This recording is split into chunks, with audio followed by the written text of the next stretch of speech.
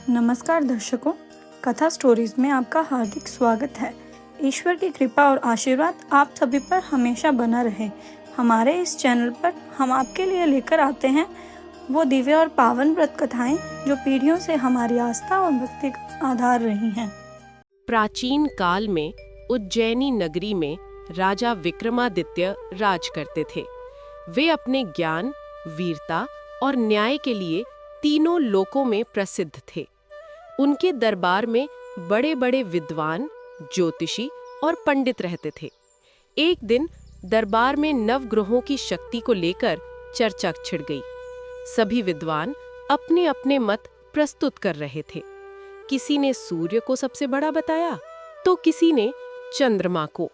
जब शनि ग्रह की बात आई तो एक विद्वान ने कहा, महाराज, ग्रहों में शनि देव सबसे अधिक शक्तिशाली और क्रोधी माने जाते हैं।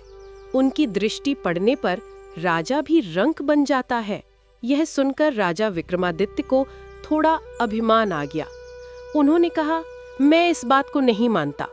मेरे राज्य में मेरी प्रजा के साथ कोई भी ग्रह बुरा नहीं कर सकता। मैं सबसे बड़ा हूँ। दरबार में बैठे अन्य पंडितों ने राजा को समझाने की कोशिश की, परंतु राजा अपने अहंकार में कुछ भी सुनने को तैयार नहीं थे।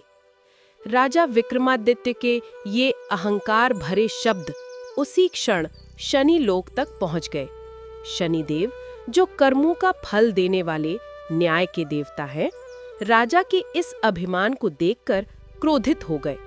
उन्होंने राजा को सबक सिखाने का निश्चय किया। उसी समय शनिदेव ने एक भविष्य वक्ता का रूप धारण किया और राजा विक्रमादित्य के दरबार में पहुंच गए। राजा ने उनका आदर सत्कार किया। शनिदेव ने कहा, हे राजन, तुम बहुत पराक्रमी हो, परंतु तुमने मेरा अपमान किया है। मैं शनि हूँ और मैं हर प्राणी को उसके कर्मों का फल देता हूँ। तुम्हारी राशि पर शीघ्र ही मेरी 7.5 आने वाली है। अगर तुम में साहस है तो मेरा सामना करके दिखाना। राजा ने अहंकार में कहा, ठीक है, आप अपनी शक्ति का प्रदर्शन कर सकते हैं। देखते हैं कि आप मेरा क्या बिगाड़ सकते हैं। इतना कहकर राजा ने उनका अपमान कर दिया। शनिदेव शांत भाव से, तैयार रहना राजन, कहकर वहां से अंतर्धान हो गए। कुछ ही दिनों बाद राजा पर शनि की 7.5 शुरू हो गई। एक दिन एक घोड़े बेचने वाला सौदागर स्वयं शनिदेव वेश बदलकर उज्जैनी आया। उसके पास एक बहुत ही सुंदर और शक्तिशाली घोड़ा था। राजा विक्रमादित्य ने उस घोड़े को खरीद लिया। जैसे ही राजा उस घोड़े पर सवार हुए, वह घोड़ा बिजली की गति से हवा में उड़ने लगा।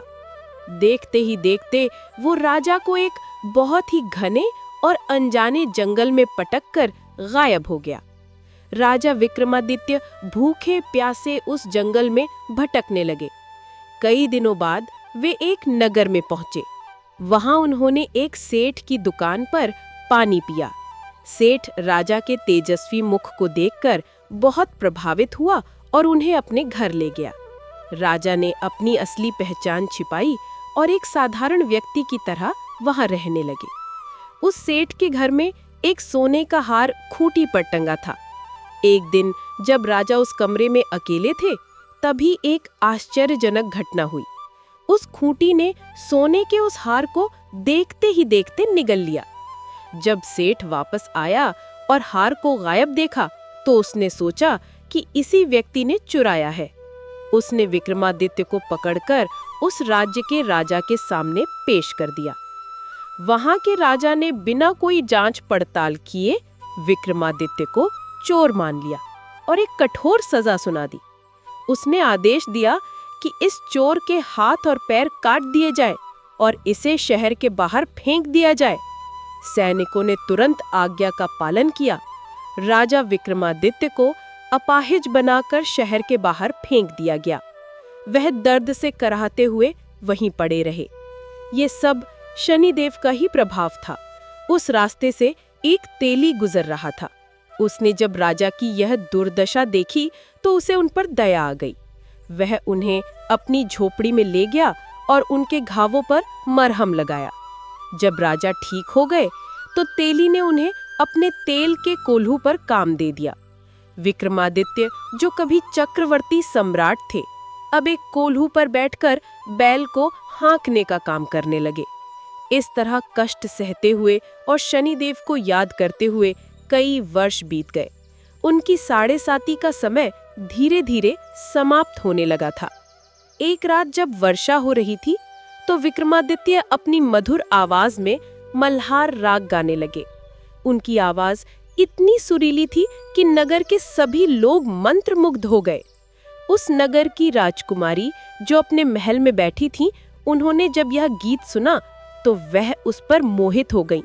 उन्होंने अपनी दासियों को भेजकर उस गायक का पता लगाने को कहा।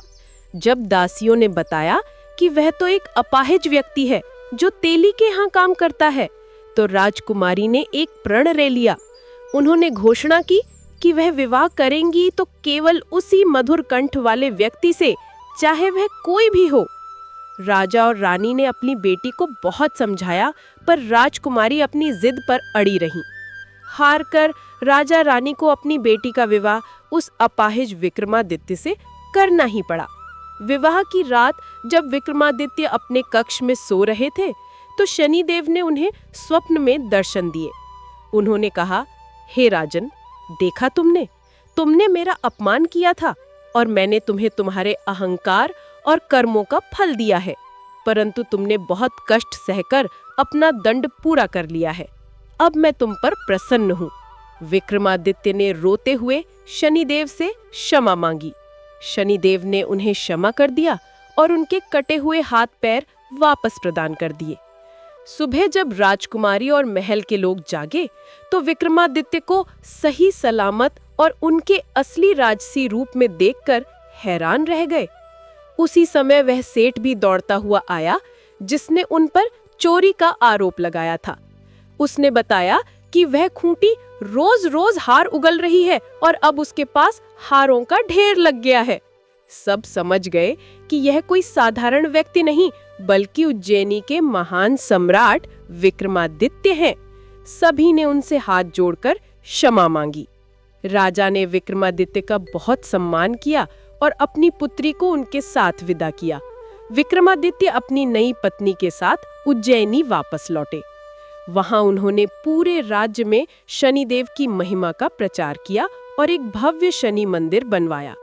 उन्होंने प्रजा को सिखाया कि शनिदेव शत्रु नहीं बल्कि एक न्यायप्रिय मित्र है जो हमें हमारे कर्मों का आईना दिखाते हैं।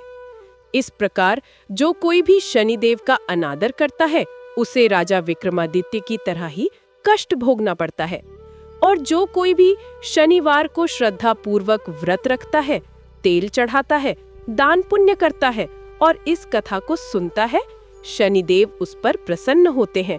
वे उसके सभी कष्टों को दूर करते हैं और उसके जीवन में सुख, शांति और न्याय प्रदान करते हैं। जय शनिदेव। यह थी आज की पावन व्रत कथा। अगर आपको हमारी यह प्रस्तुति पसंद आई हो तो कृपया इस वीडियो को लाइक करें और अपने प्रियजनों के साथ शेयर करें। धन्यवाद।